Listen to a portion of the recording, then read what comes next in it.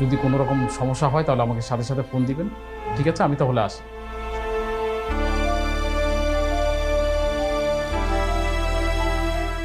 দাঁড়ান, আপনি ওদেরকে যে বলেন আমি বিয়ের জন্য রাজি। কি বলছিস তুই? তোর মাথাটা তো ঠিক আছে? চুপ থাকো মা, আপনি যান।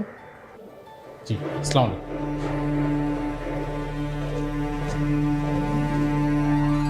এটা তুই কি করলি? কিভাবে এই ডিসিশনটা নিলি? মা তুমি আমাকে বাধা দিও না তো, আমি যেটা করতেছি আমাকে করতে দাও, আর তুমি শুধু দেখে যাও।